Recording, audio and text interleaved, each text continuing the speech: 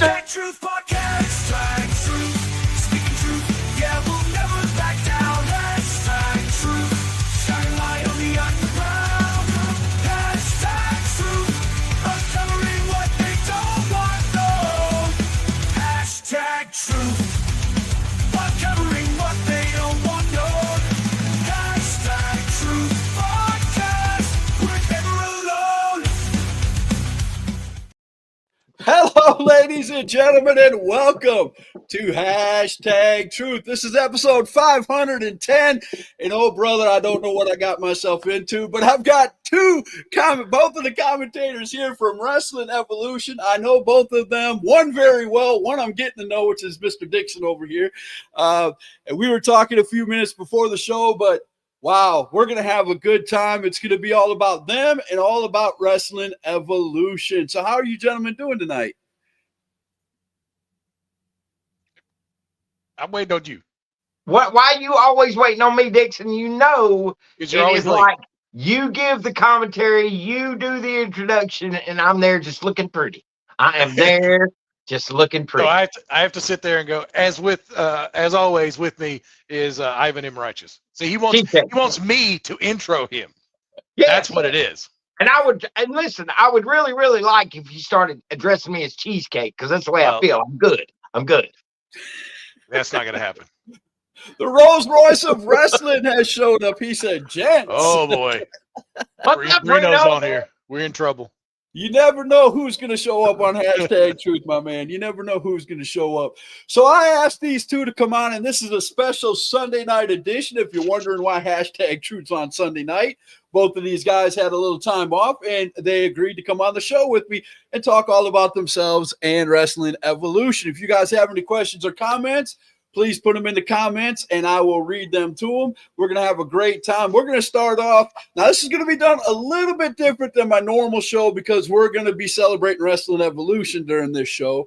So there'll be some things that you're used to seeing on Hashtag Truth that we're not going to have, but there's some things that you're used to seeing we will have. So first question I have, Mr. Tim Dixon. Mm-hmm. You are the partner of Mr. IMR Cheesecake, as you would have it. I used to do a podcast, or still do every once in a while, with Mr. IMR. The first question I have for you, sir, is how do you get a word in edgewise at that table, bro? Well, it is difficult, but as much as he likes to talk, I like to talk as much as well. So He does like to talk. He does true. like to talk. Yeah. So we, if you ever hear us say you talk too much, man, that's bad. That's bad. That is really bad. I'm the same way. You guys know it. I'm the same way. Brian Scott showed up. Brian Scott, I'm going to be. Brian. What's up, Brian? Send me your pictures later on during the show. I got off of your Facebook page, and I'm going to have the company name up there and everything. So thank you for showing up, man. I appreciate it. Kid Kush. Oh, that's the guy. Like he said. See that, Dixon? The cheesecake rules. Don't encourage him. Oh gosh, I love it. You. Oh man. So how long, we'll start off with Tim. How long have you been commentating in the business, sir? 2025 will be 20 years. I started in 2005. Wow. Okay. Yeah.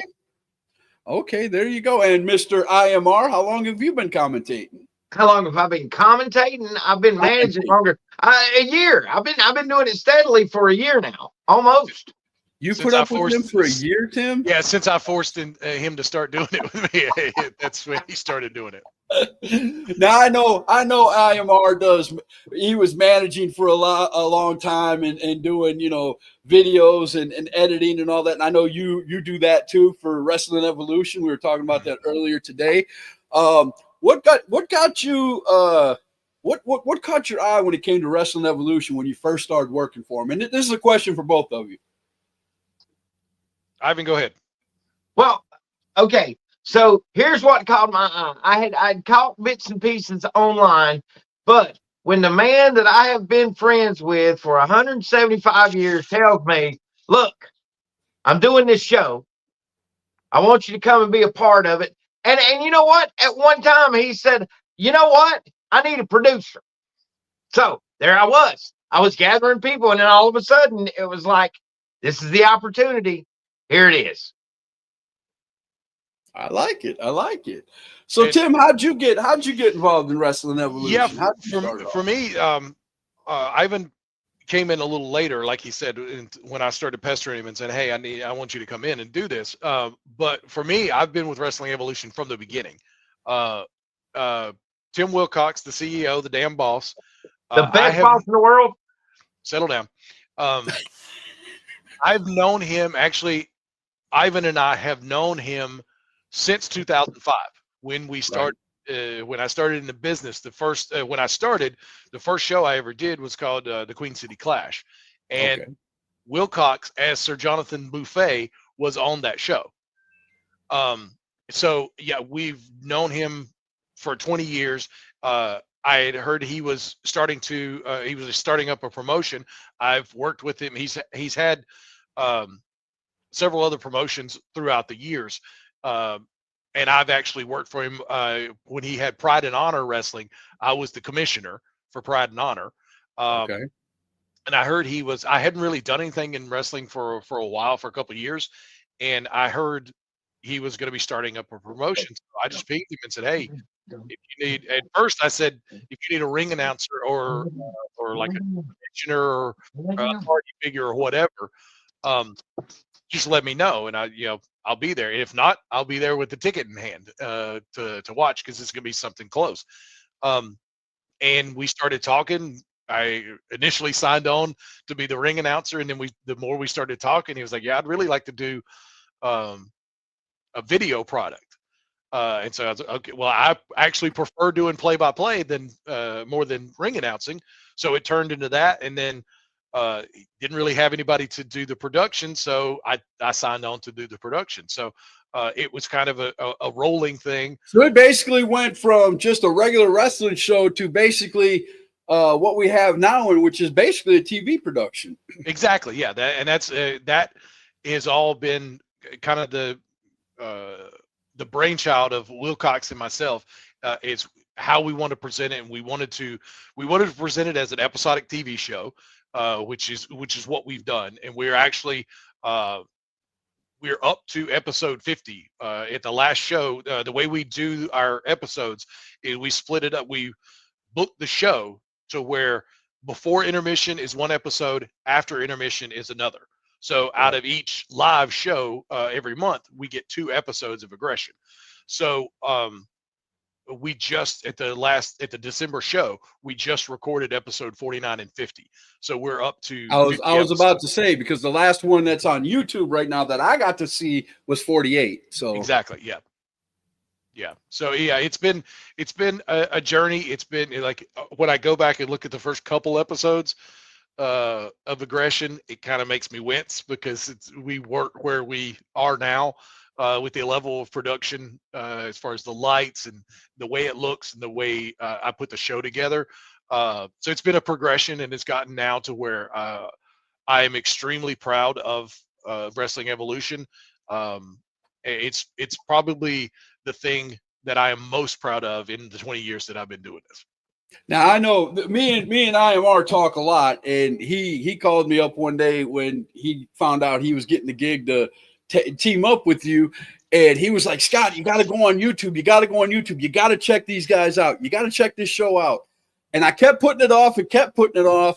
Finally, he gets a hold of me, and he goes, "Scott, if you don't watch this next show that they're about to drop tomorrow," this was yesterday, that they're about to drop tomorrow, we can't be friends, basically. You got to watch this. This is sometimes you got to draw a line in the sand. Gentlemen, if you haven't seen it, you got to go check it out. Go ahead. Yes, sir. Are you raising your hand? Or you preaching? I see very, very big similarities in both of you guys. I'll tell Kim to listen to a song. 10 years later, he'll listen to it. I got things to do. That should tell you something. I got things to do, man.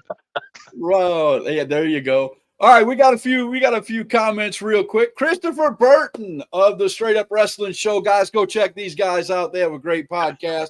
He's one half. He said, "Congratulations, Scott. Merry Christmas from the Eagles. That's the one and only gift you will get from the Eagles." Yes, my Redskins beat his Eagles today. I'm so happy.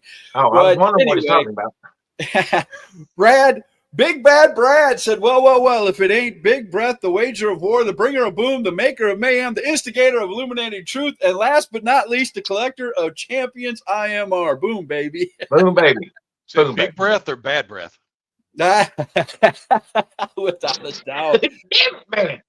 And Brian Scott said, out of all the indie productions done, the Wrestling Evolution episodes are top notch. And they are. Brian Scott, what I love about them, thank and you, I'm sir. just going to say my little personal stick, is it brings me back to I grew up watching Continental Championship Wrestling. So the interviews between the wrestling matches, I think that's a lost art today. I don't like just regular promos.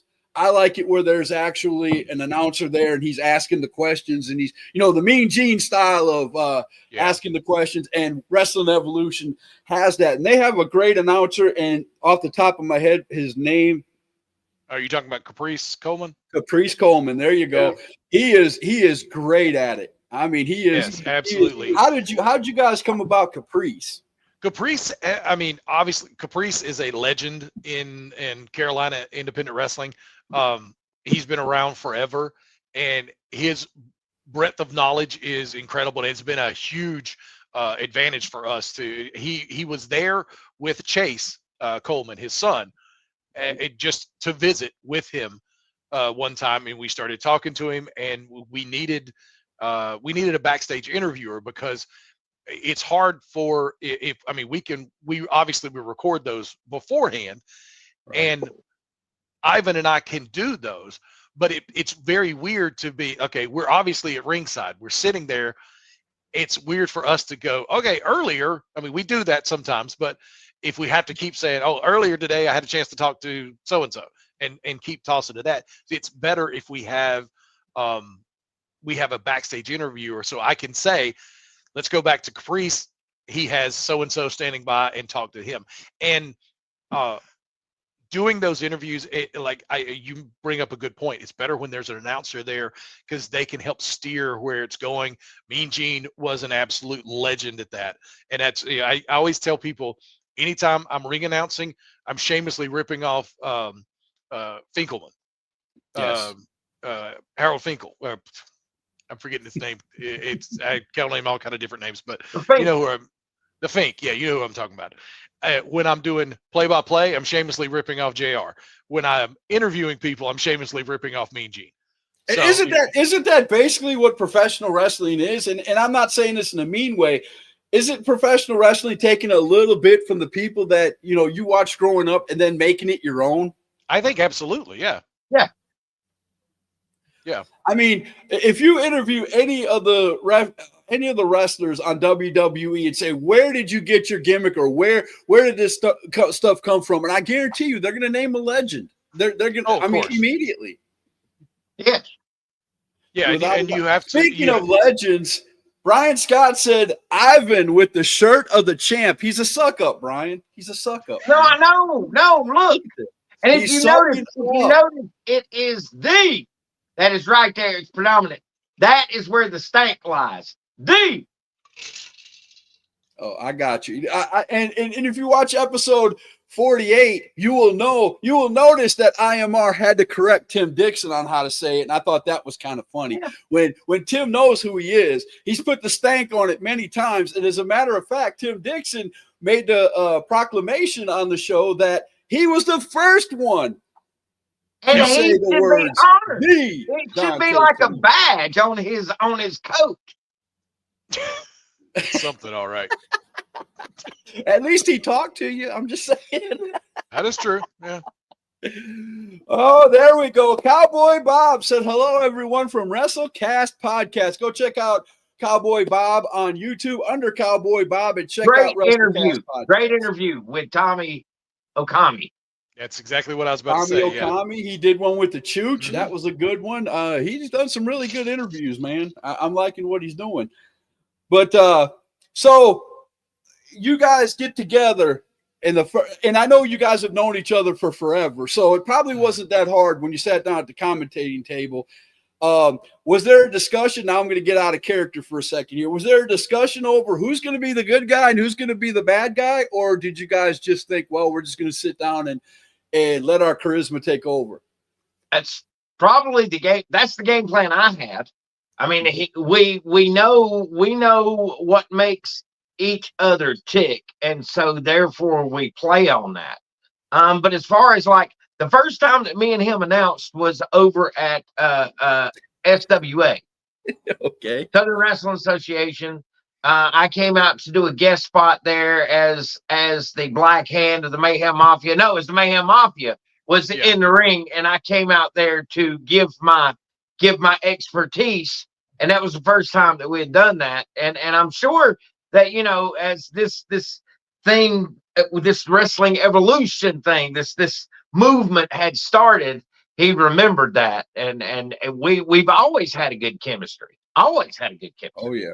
Oh yeah. Well, that's the thing. I mean, you alluded to it. Ivan and I have known each other since 1989. Great Depression. Exactly. Yeah. The great. Yeah. That's when my Great Depression started. Is right after I met you.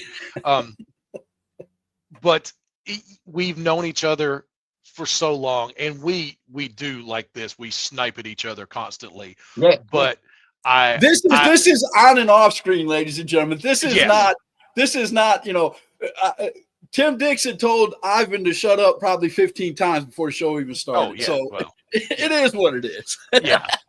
But with that being said, I will say, and I'll state this for the record, I have no greater friend in my life than Ivan M. Righteous. I mean, that man was the best man at my wedding.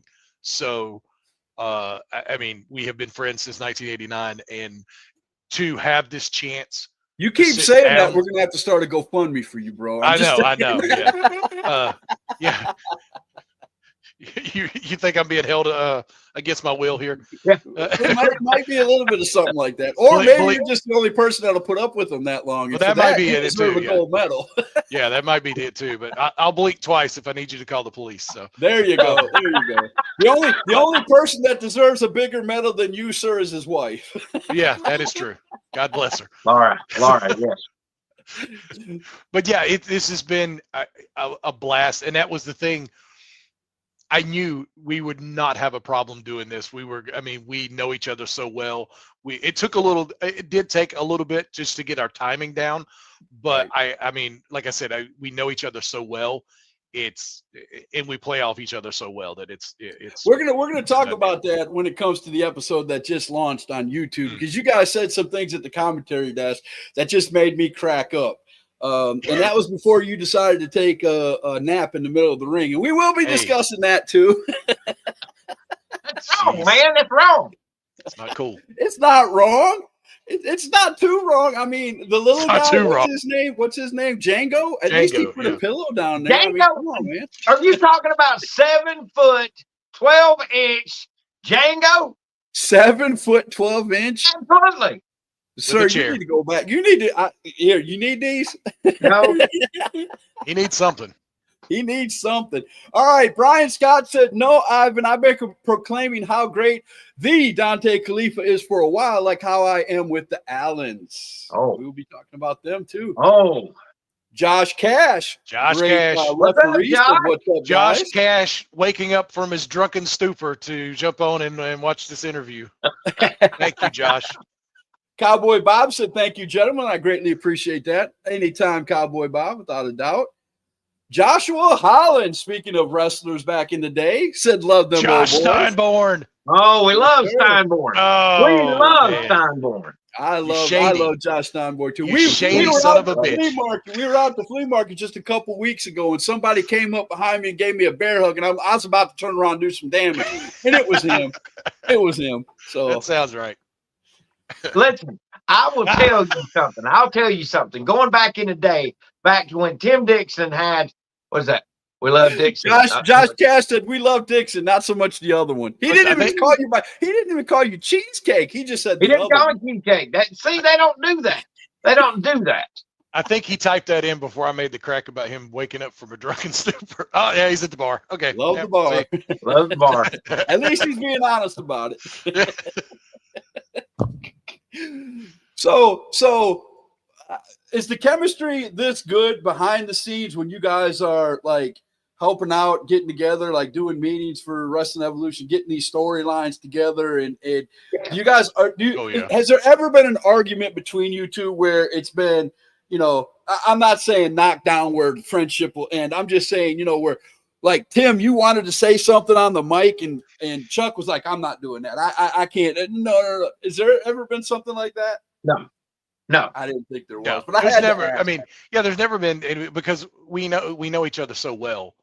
I had to be devil's advocate yeah. and, you know, try to stir something up because we have gotten, you know, we have gotten into arguments. I mean, Yes, when you've known each other as long as we have, and you're as close as we are, of course there's been arguments. But I mean, no, as far as like when we're doing the show, no, because okay, so when I'm there and I'm in character, Tim DIXON is my director. Again, publicly, I want to say, and I'm going to look here in the camera to say this to everybody: the image that is put on by Wrestling Evolution, we are steered by Tim Wilcox, but Tim DIXON is the guy that makes the vision, and he does one hell of a job. Okay, thank you. I know he does one heck of a job, because he asked me if he could throw me some videos for the show here, and like within 10 minutes they were here. So I know he's right on it, boy. I mean, it's big time. I like that. If you're wondering why I'm saying that, is because, and I love all the wrestlers I've interviewed, but there's been some where I'd have to literally get out the pliers and pull teeth to get some video. You know what I'm saying? So the back to what I was going to say. I know that when Tim tells me that he wants me to do something, I have no problem, because number one, he knows the integrity of my character, and he knows the limit that Ivan will and won't do. But he doesn't, you know, he doesn't make me do anything unnecessary. So therefore, you know, I don't ever argue with him on that. Right. I have to talk. I was going to wait till later on the show, but I have to talk about this, man. During the episode that you guys just launched on YouTube for Wrestling Evolution, the drip comes out at the end. Okay, we don't know about the drip until the very last second, which is awesome. True. Yeah. But you know, they come out and, you know, havoc ensues, and everybody's left laying out, including Mr. DIXON over here, who was told by the owner. I'm not going to call him what you call him, but he was told by the owner to go in and interview the Dante Khalifa, because he had just won his championship. And Tim, you could tell the story. You tell me all the way up until the lights went out, bro. Yeah, that was an insane night. It was chaos. Everything ended in chaos. Dante, I think, took things too far. He got frustrated, but I think it was frustration that made him bring out the sledgehammer. But also, I think it was always part of his plan, because he knew he had that Ascension contract, even though Don Furio told him to leave that contract at home and gave him his title shot. Hang on, you wait a minute. Floor is not yours yet. I feel like that was part of his plan, because Dante Khalifa, whatever you say about him, is one of the most intelligent wrestlers we have at Wrestling Evolution. He knows what's going on at all times. He had built this group together without anyone knowing that he was the mastermind behind it. Tommy Okami, Chief Django, and Chase Coleman had been wreaking havoc all by themselves for several months in Wrestling Evolution. We had no idea that Dante Khalifa was the mastermind behind that. So he brought all these pieces together, and he brought it all together at a time to his greatest advantage. So while it looks like it was frustration that made him bring out the sledgehammer and use that on Don Furio, I don't think it was at all. I think it was his scheme all along to do that. And I think because I had clashed with Tommy Okami and Chief Django before, I think I was collateral damage in that. And then unfortunately, so many other people came in and were also collateral damage because a whole lot of people. That, a whole lot of I people. think almost the whole roster got. Well, it was asked. Is there anybody else back there that wants to come out and join the party? And Be a hero, yeah. nobody else came out. Yeah. Nobody else came out. Yeah, Caprice came out. That Caprice was the last yeah. one to try to talk sense into his son Chase, and we saw what happened to him. With I mean, it's a shame to see that. And well, of course, I didn't see it till afterwards because I was face down in the canvas there after being attacked by Django. But the attack on us, on our cameramen, both of our cameramen were taken out in that melee. The entire roster, it changed the complexion of Wrestling Evolution. Now there was a split second. If you go back and watch it again, because I'm one of them guys that pick. I don't know what, it's just in my nature. I pick up the small little details. But there was a second when he pulled out a steel chair and he was going to bring the steel chair in, and then he went ding and dropped the steel chair and pulled out. So he was thinking about the steel chair, but then he remembered he put the hammer under there, and then he exactly. I mean, the sledgehammer wasn't under the ring by accident. Oh no. So I mean, it was placed there. So and I have to give credit to Mr. IMR. I've never laughed so hard at something in commentary other than when the boss came out and sat down. He goes, "You need to." He listened to Mr. Wilcox better than he listened to you, because he was like, "Take this, film that, don't move." And okay, Oh my God, man. Doing that. And then he goes, and then when you got hit and knocked down, he goes, "What?" Because I think IMR was about to put the video down and go, and he's like, "What are you doing?" "Well, that's my best friend." "Well, I don't care." Yeah. I started laughing hysterically. I was Now, like, that wow. kind of hurt me. That kind of hurt me when he said that. But I was like, well, I was thinking, what were you gonna do, bro? He's twice as big as you. What were you gonna do when you go into the ring other than eat a sledgehammer? who, me? Yeah.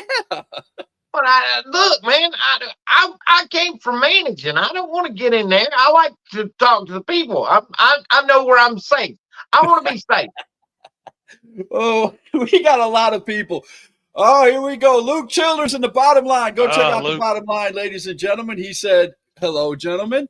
Missy Childers said, "How is everyone? The party can start now." Yes, you can. Missy, we need some questions, and you're just the person I know that can do it. Josh Cash said, "My face hurt for a few days after that kick." I bet it did, man. That was, you took it right to the jaw, my friend. He's been drinking more since then. Yeah, through a straw. Through a straw, yeah, exactly. Brian said, "I did enjoy seeing John Harkey getting taken out and all that." Oh, poor Harkey. Why do you hate Harkey so much, Brian? Alexander Polk said, "What's up, everybody?" What's going on, Alexander Polk? Mr. Jack Postel, Mr. That Was Weak is on here. Oh. Mr. Postel, how are you, sir? Wrestling show, you guys. Doc Payne's on YouTube, ladies and gentlemen. Thank you for coming on YouTube, sir. He said Chuck is a blast to work with and against. Yeah. And Josh said Jack helped out a lot. See, I told you. He's there you damn go. Drunk. And that has been a running joke in commentary over a year. One weekend, our show lined up with Josh Cash's birthday.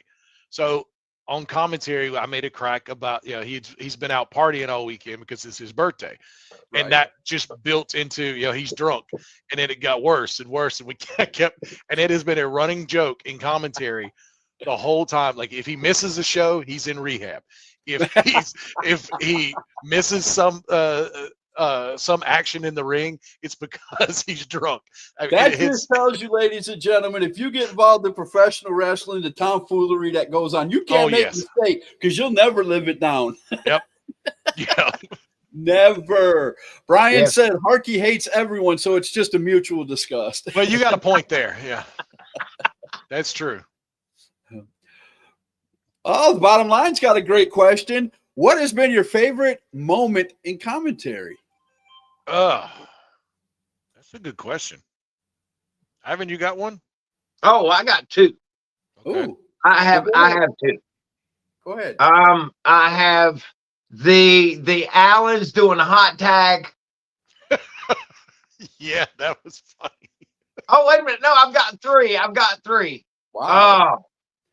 Oh, okay. So when the OGs got over on you, they wasn't getting over on me, Dixon. They was not getting over on Waylon Dowd I don't and know the what you're natural talking about. Bob. What's his noodle? That was, For those of you who are tuning in and has not seen Wrestling Evolution, the OGs are a tag team called the Other Guys, just so The you other know. guy. The OGs.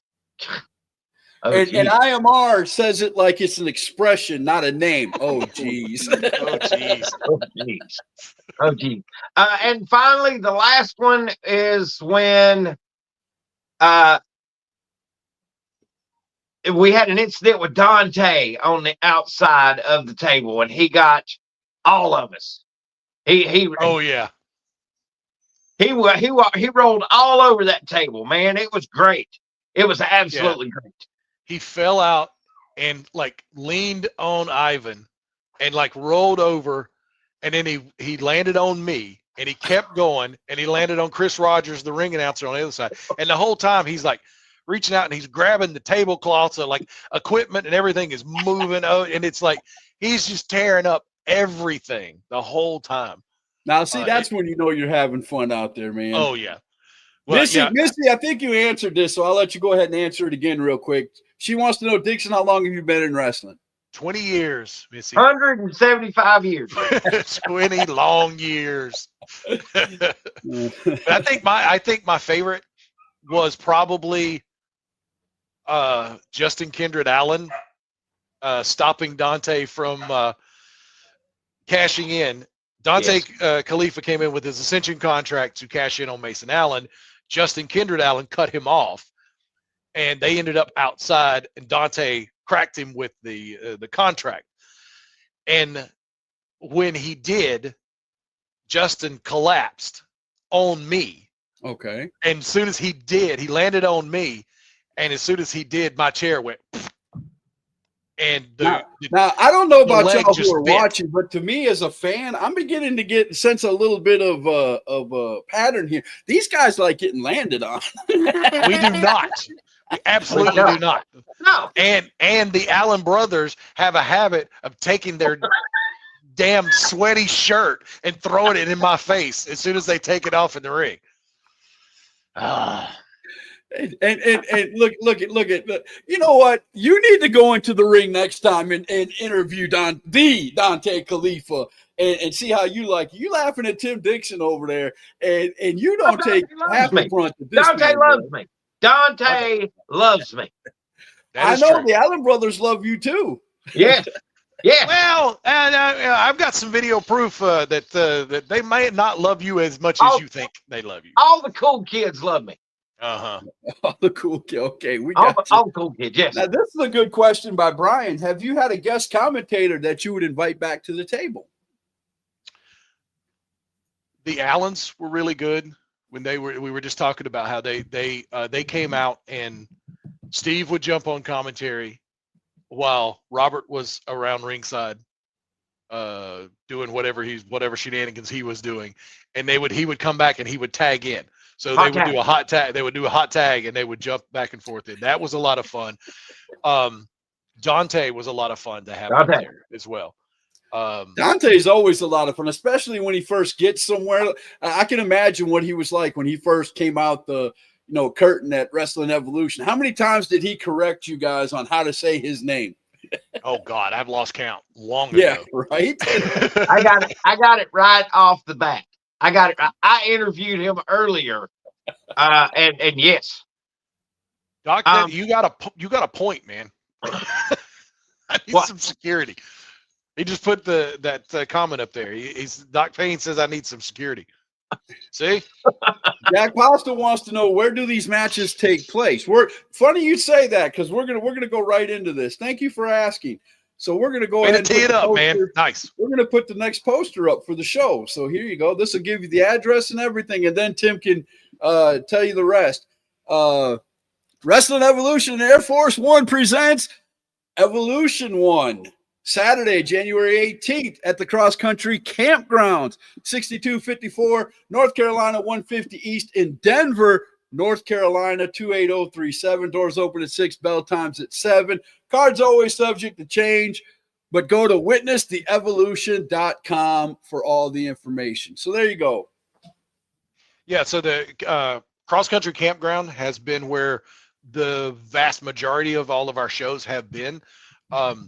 We did have one show last year at Bandy's High School.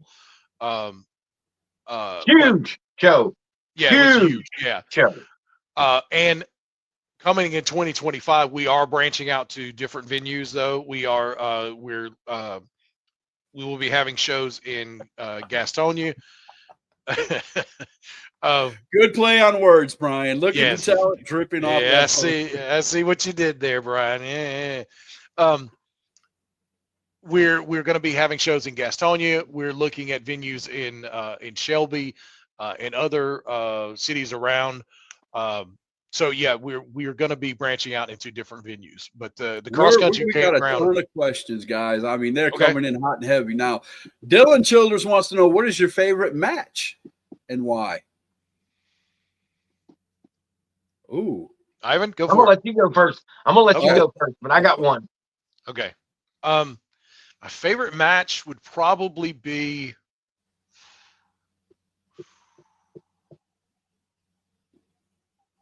Mason Allen versus Jackson Drake.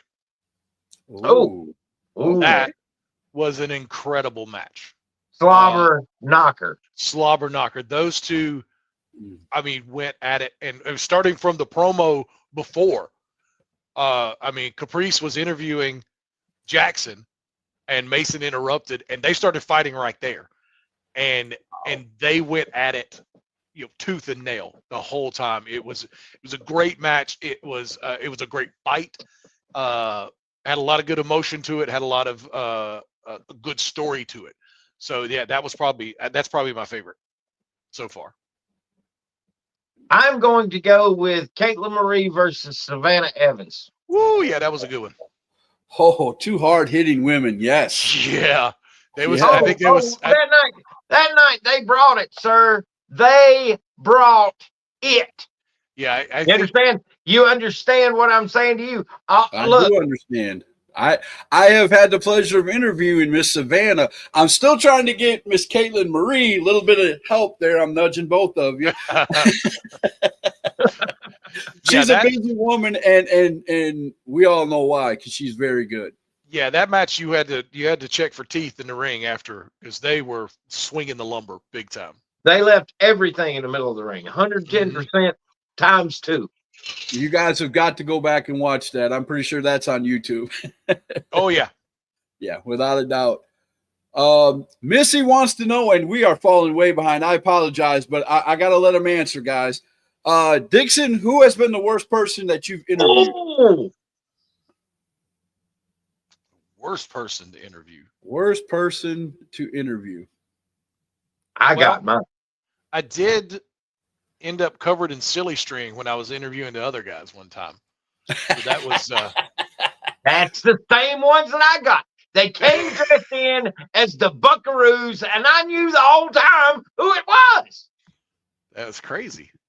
Yeah, he does love the propeller hats. I mean, No, I do not. I do not. Listen, y'all. He wants to be a part of that. He really wants to be does. a part of that propeller, that the propeller team out there, whatever they call themselves. he really does. Yeah, He does. he claims he All was I attacked. heard coming out of the distance was the sound of propellers. I can't even turn on my ceiling fan. That was a good one that you did. You did that one on the last show too. I might try to come out and watch, said Jack. Yes, definitely. you absolutely I'm should. trying Jack. hard to get out there, so we definitely need that. The bottom line wants to know: do you have any people you would want at the table or in the ring? Ooh, yeah, there's a ton of talent that we would love to see in the ring. I mean, it's that we have what you would say is I guess the best problem to have. We have so much good talent at Wrestling Evolution. It's hard to find a place for everyone. And we, at the same time, we also have guys that we want to bring in. But then, okay, if you bring somebody in, you have to look and go, okay, is somebody else going to sit on the bench? So, and it's a great problem to have, but we've had some incredible talent. We've got some incredible talent on the slate already coming in 2025. So yeah, it's almost an embarrassment of riches. Oh, see, just wanting you to get in the ring. They're No, trying no, to get you no, in the ring. no. I don't want to get in the ring. They're trying to get you to come to Gastonia. So It's in the plans. Brian said Mason has easily become one of the pillars of the Wrestling Evolution roster. That's absolutely the truth. Yeah, Mason Allen, and quite frankly, all of Allentown, they have been pillars of Wrestling Evolution almost from the beginning. Those kids are, and I don't want to say kids, but I'm old, so I can get away with it. They are absolutely awesome. They have gone in there and they have executed everything we've asked them to do. They have gone in there consistently, time after time after time, and delivered stellar matches. I really, really am a huge fan of Allentown. So, Josh Steinboard has a really good question. How much has the business changed in both of y'all's eyes over the last 20 years, good and bad? We don't want to be here all night, so short answer, please. We got a ton of other questions, and we got some videos, and we got some other segments to do. So, okay. So here's the thing that I see that has changed over time, and that is the overuse of certain moves, so that you make other moves elite are obsolete. Like case in point. Back in the day, the gentleman that's right up here, I would move it, but anybody that's seen this knows that that's the Mr. Wrestling 2 mask. Well, I've always asked why does the knee lift not work like it did for him? First and foremost, nobody's selling it anymore. Mm-hmm. But second, it's just the knee lift is just part of just the. It's an ordinary move. It's a transition move now instead of But I say that one day I'm going to revolutionize it, and the knee lift will come back, and it will be a finish. But that's the thing. Anything can be brought back to that, but you have to have people's cooperation on it. Right. I mean, the DDT now is not. I was thinking about bringing that up because I just watched an interview where they were interviewing Jake the Snake, and they asked him about his DDT, and they said, "Well, why nowadays is the DDT done 2 or 3 times in a match and people pop right up?" And Jake goes, "Because I didn't give it to him." Exactly. Yeah, and that was always his answer. Is like, what makes your DDT different than this other guy's? Because I beat you with mine, because he protected that. And that is, I don't want to get off into a negative rant here and like the old guys go and get off my lawn, but that is something that a lot of the storytelling has gone in lieu of just more and more moves. And that acrobatics. It's went in lieu of acrobatics. Yeah, and that for me is it actually causes problems, because if you never stop, I can't tell the people how cool you are. Right. If you hit move, I can't explain to the people why you did that. And you have to wait till the last move to finally get something out of your mouth. Yeah. If you slow down and you give me time, I'll make you look like $1 million. That's my job. That's what I'm there for. But if you don't give me time to do that, I can't do it. Missy said, I want to thank both of you for what you guys do for wrestling. As the commentary team, you guys help those matches and the stories to get where they need to be. It's very much appreciated. Thank you, Missy. And thank you, Missy. Yeah, that's the way I always look at it. That is our job, is to tell to help the guys in the ring tell the story that they're wanting to tell. Cowboy Bob said, fellas, just want to say Merry Christmas to y'all. Hope y'all have a great holiday. And to the fans, if you got plans, you're going to want to break them because Wrestling Evolution is the place for y'all to take care. And see y'all in January in Denver, North Carolina. Okay. Listen, Cowboy Bob, I got something to do right here publicly. Okay. Uh-oh. I got this mean ass rooster back here in my backyard. We got to get him a fence in area and get him away from. Look, I'm telling you, he's on the verge of going from legs to eggs. I mean, eggs to legs. He went from commentary to farmer in a believe it or not, he has a rooster in his backyard is not a euphemism, folks. No, it's not. He literally has a rooster in his backyard. The bottom line has a real. Let's pull this back into wrestling before we all get in trouble. Yeah. The bottom line wants to know, what are your true feelings about the CEO, the boss? Oh, I can handle this. I can handle this. This is my job, right? Wait a minute. Wait a minute. Hold on a second. Do you need to do some lip lean into this right here. Do you need to do some lip exercises before you get to? No. They're always good. All right. He's always ready for this. Listen, Mr. Wilcox is the smartest man that I have ever had the privilege of working for. There is none better. None. He's the damn boss. He is the CEO, Mr. Wilcox. Sure. There. And that's coming from his personal workhorse, too. Yeah. It's something. Jackass. And by the way, I was given a message by Mr. Tim Wilcox, IMR. Yes. It is appropriate at the announce table from now on to wear shirt, tie, and a suit jacket. Please do so from now on. Instead of that horrendous shirt. No, that shirt. Look, that shirt's it's bestseller.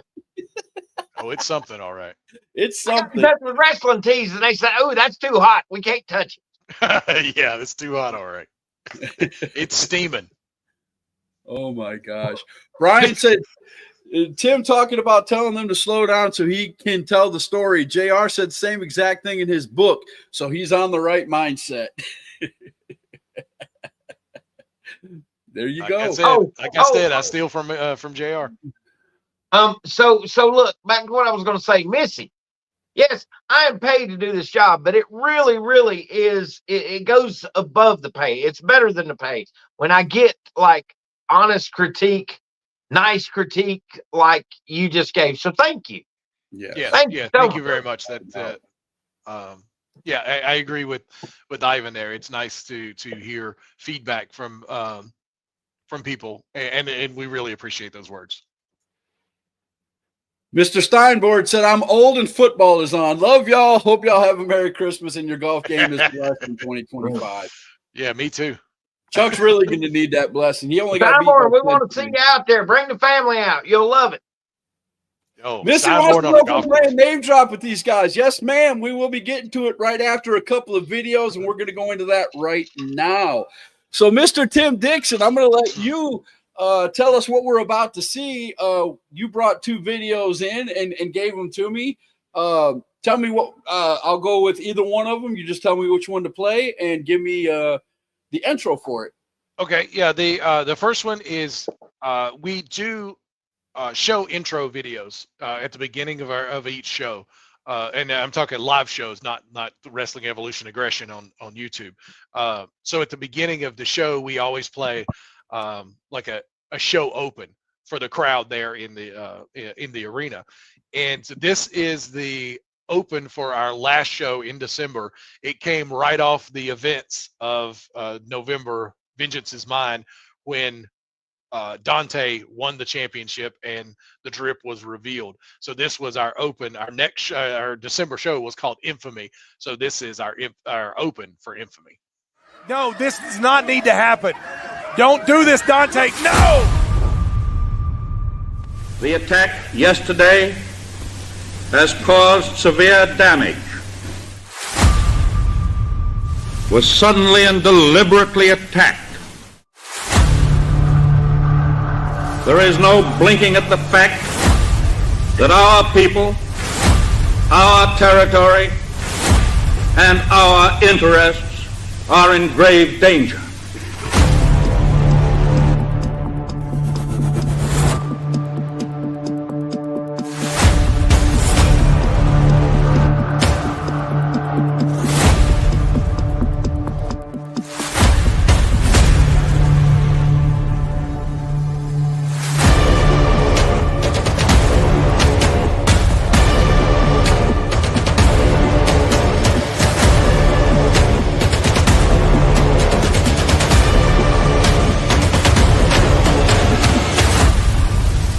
A date which will live in infamy.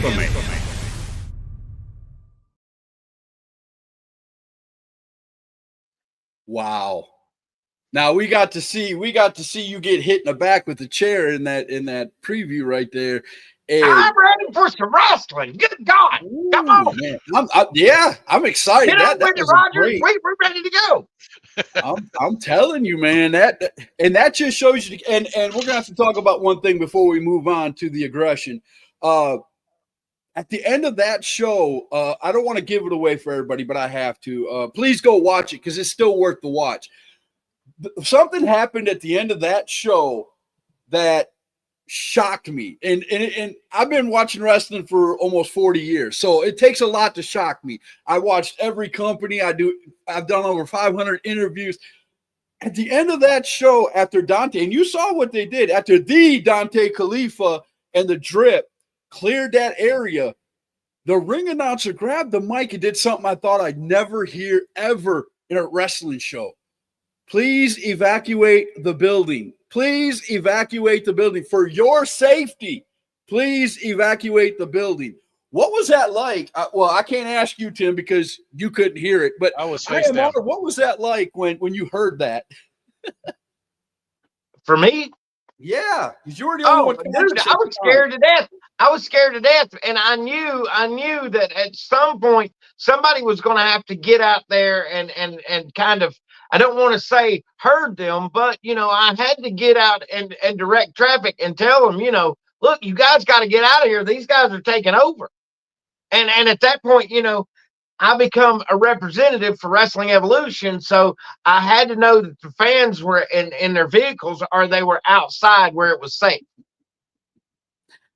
That's a compliment. She said you guys crack me up during the shows. Thank you. We appreciate that. So there you go. And a quick question real quick, because this is a great question from the Bottom Line. And Luke Childers, please go check out the Bottom Line on his page. These questions and a lot more are why I call him the future of podcasting. How many did men he put up a my commentary interview? booth is too many? What? Did he put up my interview? Did you put my interview up there? Bottom line? he put up mine. He don't want people to run away, IMR. He wants people to come to his channel. They'll go. Put it. You want Santa Claus to run the Bob? You want Santa Claus to run the Cowboy Bob? Play him a promo of yours. Damn you, Lark. As far as back to Luke's question, right? On a steady basis, I think, for me personally, I think 3 men is too much. Yeah. I think in a like a match by match basis, if it's a wrestler who's coming in to hype, like Dante has sat in with us when he was out there with when Don Furio was having a match. It made sense storyline wise to have him out there. The Allens have been out there. Justin Kindred Allen.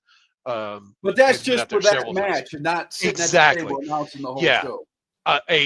Speaking from experience, steering anything more than 2 is a very difficult thing. Because I feel like there's too many voices there, and I don't even like listening. Like when I'm watching WWE, when they had a 3-man booth, I didn't really like it. It's just to me as a fan, whether you're in the ring or you're at the commentary booth, I always like good guy, bad guy. Mm-hmm. You know what I'm saying? I know you two aren't good guy, bad guy. You guys, because you guys have such great chemistry, you don't have to have a bad guy. Yeah, What? I mean, we do stray into that because he is. I mean, Right. he leans towards the heels, and that's. I mean, Right. that's just Right. because he's a garbage human. But Your face is a garbage human. so you didn't even see that coming, did you? So yeah, I mean, but we have a antagonistic kind of deal going on, just like you're seeing here. It's just what we do. So. Brian said was when there. the evacuation was going down, the crowd was unsure what was going on, but yeah, that made us leave real quick. And I had a question for Tim before the show, and he answered it. And I'm going to ask him live because I think this is a really good question. Did you guys really know how that was going to go when that happened? I mean, that could have went one of two ways. The crowd could have got angry because you were kicking them out, and they paid for a ticket, or a lot of them, I'm pretty sure 90% of them left and went, "Ooh, I got to come back to see what the Drip does next show." But I'm pretty sure there was that one guy that was like, "They're kicking me out. Gosh, I'm not coming back here." Oh, there were too, by the way. I'm just saying, but yeah, they were. I mean, there were people that were mad because people are used to sticking around at the end of a show and talking to the wrestlers and enjoying the environment a little bit more before they actually leave. So yeah, I mean, Missy said hello, Tim Wilcox. So I think the owner is watching. Oh my God.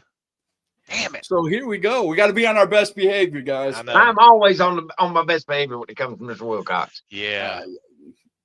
But yeah, I mean, dude, I'm going to get you some lipstick, bro. I'm serious. I'm serious. You're just jealous. He's jealous. Yes, He loves all right, let's get into the second promo, and then we're going to go into name drop. So lead us into the second promo, Mr. Dixon. Okay, this is just simply a collection of a couple clips that I put together of us doing commentary.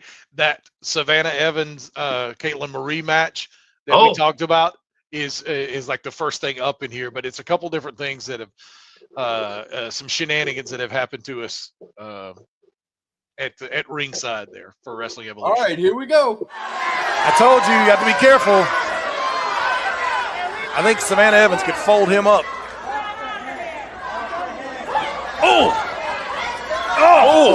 Kayla Marie coming back. Oh, my Lord. I think maybe the time that, oh, my God, pile driver. And the union rules state when an actor or director is ready to go back to their trailer, they go back to the trailer. Guess what? This ain't a movie. But This he's moving is right. a wrestling match. Oh, and he chop blocked. Oh, Furio taking out that knee. Chop Block was brought to you in 30K. All right, Dante Khalifa joining us here at ringside. Make some noise for Little Megan here. Okay, Say sorry. my name again? The Dante Khalifa. Dante Khalifa. Tim, don't make me come across the table and smack you. Okay, settle down. Say it right. I did. The Dante Khalifa. Okay, I'll work on it. Work on it. I promise. And get it right. I'll promise. I'll work on it. You enjoying yourself over here with your fudge round? It's a superior snack. It is, honestly, yeah. And it could happen. I mean, it could, but I wouldn't like it. That doesn't mean it ain't gonna happen. Hey, Dante Khalifa has his Ascension contract, but Justin Kindred, what the? Oh, jeez! Oh, come on! Jeez! Good Lord! Get this! This is ridiculous. So he gets a trophy shirt, I guess. I don't know what the hell's going on here. All right. Wait a minute.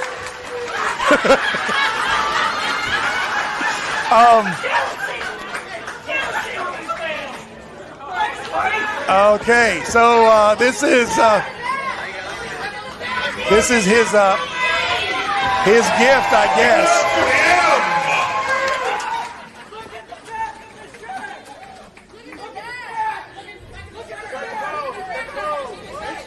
This is the greatest thing ever. Okay, yeah, You got your, you know, when I was first a little upset that I wasn't being honored, but then I saw the shirt and I'm fine with it. Well, you know, what does the back of it look like? That everybody's going on about it. Oh, yeah, it's something, all right. What, did he personalize it? Oh, he personalized it. Yep. So tell me, Mr. IMR, what does the back of that shirt mean to you? No, I'm going to tell you exactly what it means to me. You see, right there, everybody's reading it wrong. Everybody's reading it wrong. They're saying that it's a kiss ass, but they're reading it. You have to read it from the outside in. So that right there, the animal on there, that is not an ass. It's a burro. It's a pack animal. It's a workhorse. And those lips look like a heart. So that means Tim Wilcox loves a workhorse. Me, cheesecake. I'm speechless. I don't know how to do that. Delusion. Okay, you had to dig really deep to get that. Oh, yeah, there's something deep here, but I don't know exactly what it is. The He's funniest shoveling it. thing for me during that whole thing, if you guys go back and watch it, is when Dante Khalifa sits down and corrects you, Tim. But the look on IMR's face that you're getting scolded, he's loving it. Eating something, and he's like, "Oh, he's loving it." I just received a fudge round from the fudge round father, Dante Khalifa. Okay. And also, if you notice, I figured that was a good time because they was talking, and all I had to do was just. Yes, ma'am. You do that. Yes. I would love it. And if you notice in that clip where Justin hit my chair, yes, you notice you almost cussed, sir. You came that close to cuss. Yeah, real close. Yeah. Oh, you know what's missing from that shot there when he's over there at our table? Ivan M. Righteous, because he got up and ran. Yeah, he did. And left me. He'll tell you something different though, right? What was you doing, IMR? What was I doing? Well, Yeah, I was getting out of the way because I thought that maybe my cord would trip up the guy. So I didn't want to be. I knew there was another excuse. Yeah. Without a doubt. Well, guys, we have been on for an hour. I appreciate you guys coming on. We're going to do a segment right now that's going to be dedicated to Wrestling Evolution. These guys, I'm going to make them come out of character for just a minute or two. We're going to do name drop, and I'm going to give 5 pictures of, they could be wrestlers. It could be somebody. It's going to be somebody from Wrestling Evolution. We're going to talk about the whole roster, but I can only put 5 names up here. We'd be here all night. Hang on. Before we do that, you gotta highlight Josh Cash's comment there. Yep, he kissed his butt more than I drink, and that's saying something. That is not true. Y'all are just jelly. Y'all are Concord grape jelly. That's it. Oh gosh, I love it. Okay, well, I'm gonna go ahead and do a little bit of promoing for myself because I got to get set up for name drop. I'm gonna do this hashtag truth commercial. Then when we come out of that, we're going to be going into thank you, sir. We're going to be going into name drop. So we'll be right back right after this quick commercial. What is the podcast that brings you the best interviews from the world of independent pro wrestling? You are watching hashtag Truth. Join Scott Larson as he goes into the personal lives of some of the hottest up-and-coming wrestlers, as well as managers, referees, and promoters. Every Monday, Wednesday, and Friday at 7 p.m. Eastern. Giving you something to invest in from the world of professional wrestling. And that's the hashtag Truth. And I have to be honest with you, that is Mr. IMR, and he did do that commercial for me, and I want to thank him. That commercial has been around for a couple of years, but I want to thank him for doing that for me. It was really cool. You know what I was thinking? That guy sounded familiar. I couldn't picture where I'd heard it. He does. Every Monday, Wednesday, Friday, and sometimes Sunday. Yes. Yeah, I was about to say it. It's a special time tonight, Sunday, because special guys. So I appreciate you guys really coming on tonight, man. It's really been, and like I said, we're going to get serious for a few minutes. The pictures that I'm going to show tonight, I am going to give some just due to the pictures and where I got them. So the company CJ Downey Photos, they did all but one of these pictures that I'm about to show. So they do some great photos. So if you're a wrestler or a wrestling company and you want some great photos taken, go to CJ Downey. You'll see some of the photos right here. Of course, I took the backgrounds out of them, but you know, great photos of the wrestlers and such. All right, the first photo I want to show is Mr. I Am Righteous's favorite tag team. He loves them to death. He wants the beanie. He wants to wear the beanie. I know he does. He does. He really does. The other guys are the OGs, as we like to call them. Oh, geez. Whistle while we twerk. Hey, look, all I can say about these guys is they are really, really infectious. From the time that their music hits, the crowd gets into it. They love them. They are over like $1 million. Oh yeah, absolutely.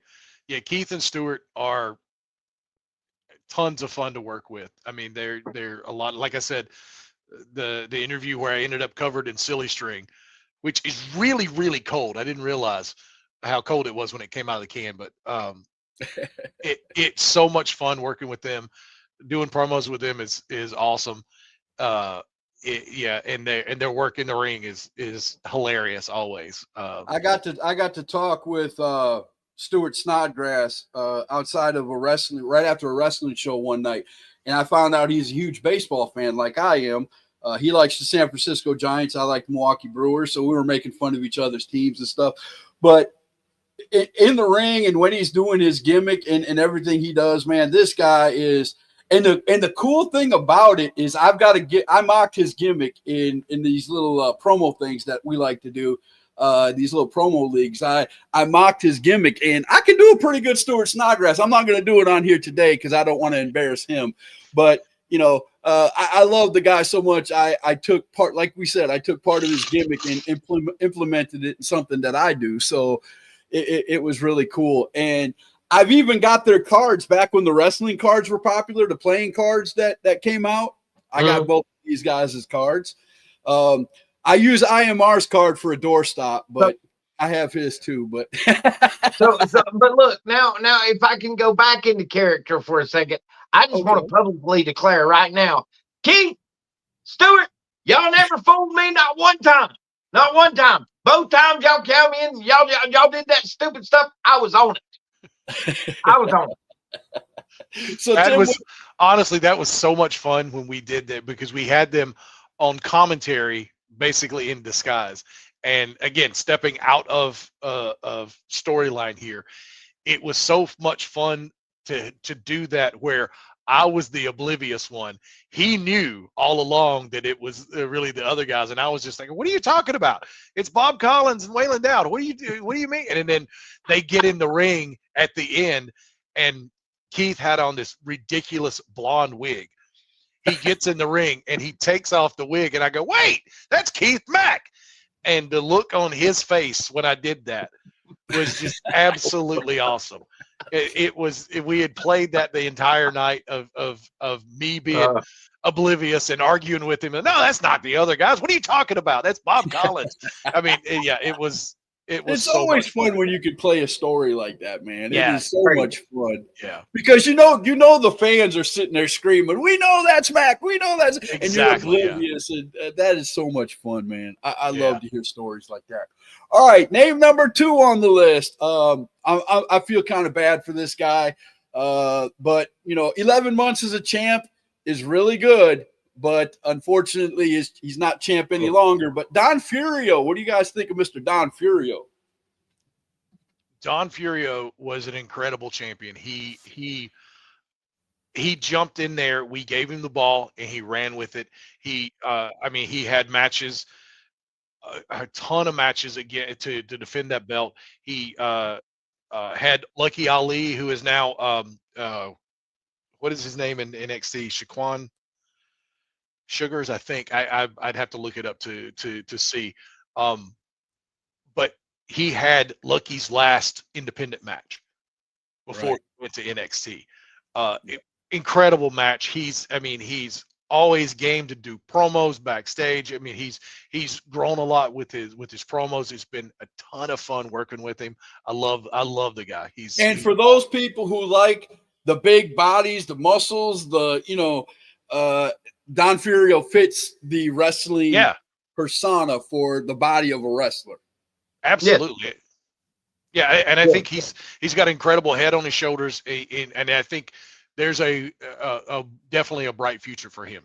I mean, now that WWE is doing the WWE ID, I think we could easily see him. Oh, it's only going to be a matter of time. Yeah. Matter of time. Yeah, without doubt. What do you think, IMR? Oh, I love Don Furio. I love the annex talking to him. And again, he is one of these guys that, he is a pro wrestler. It's you watch him interact with the crowd, and he had a wonderful reign as Wrestling Evolution champion. Okay. Can't say anything bad about him. And I love saying El Furio Magnifico. That was always but going back into character right here, and I'm talking to the fans of Wrestling Evolution. Y'all need to stop, because you build this guy up, and sometimes he can't. It's not going to be possible that he can do it, and that just gives him like that false sense of security. And I'm blaming them. I'm blaming all the fans of Wrestling Evolution. I got you. We're going to make IMR really happy now, because I am actually going to put one of his favorite tag teams up here.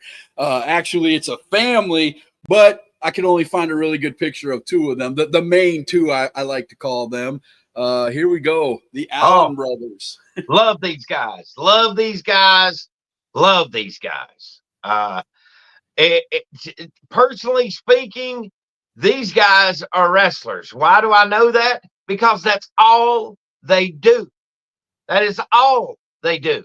If they're not wrestling in the ring, they're talking about a match with each other.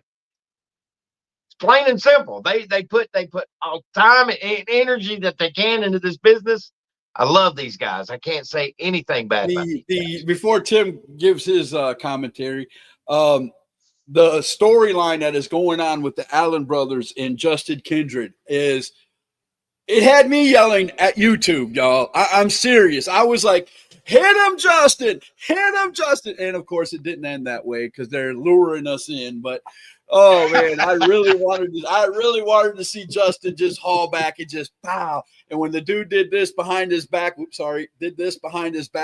oh, I was furious, man. I was yelling at the screen. But go ahead, Tim. Yeah, these guys, and I talked about them before. I mean, these guys, Robert and Steve, Mason, and Justin Kindred Allen, have all been absolutely incredible to work with. I love working with these guys. They always come in with ideas. I mean, we talk about stuff like where we're going and what we're planning. They'll come in with suggestions. They do anything we ask them to. They are incredible. They're always there early. They're at the show way earlier than anybody else. Usually they're the first ones in the door. They work their butts off, and to watch them and this is the biggest thing, the biggest gratification I get out of working Wrestling Evolution, is watching the progression of these guys. When you take somebody like Justin Kindred Allen, watching him kind of blossom and turn into the worker that he is now. He was funny as hell. We always knew that. I mean, he's been funny from the beginning, but to watch him play the emotions that we've kind of pulled out with this storyline that we're doing, poor Justin. Yeah. He has really gone above and beyond. And I talked to him, I talked to him after the last show, and told him that we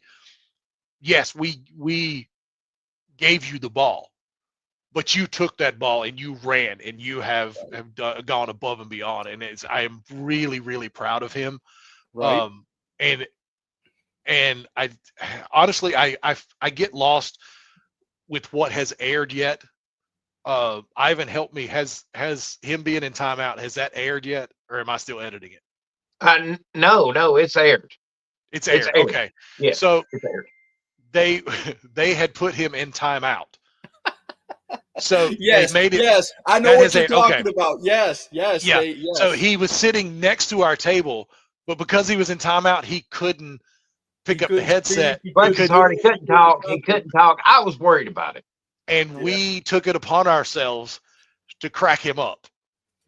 So we kept on, and he said something. Ivan said something to him, and he started to crack up, and he put his. Tim, tell him to shut up. He's going to get me in trouble. And now, if you guys Justin's- want to hear a cool story, get these two Allen brothers, get these two aside when you're there and ask them about the first experience they had with me. Oh boy. They'll have a story to tell you because I came on the air and I said something negative about them.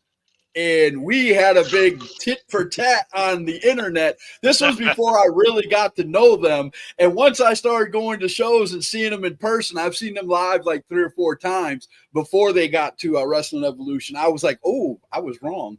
I apologize. Yeah. So I am publicly apologizing to you, Allen brothers. Seriously, the bottom of my heart, you guys are great, man.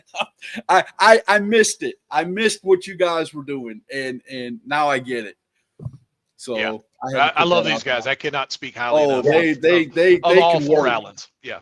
Oh yes, they all. And unfortunately, I couldn't find a good picture with all 4 of them. So, Yeah. and the other picture with the other 2 that I found, they had the championships, and they're not champions anymore, so I couldn't put them on there. So Yeah. it just wouldn't be right. But yes, all the Allens are great. So we're going to move on to the next one if I can get my media right. We're going to move on to the next one. This one will also make Chuck happy because he's a suck up and wearing his shirt.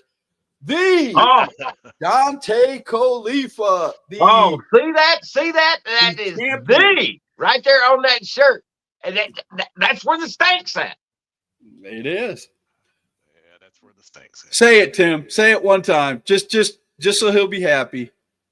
The Dante Khalifa. See, now he'll be pleased. He'll be pleased. I don't know. Look, I am going to say to you this.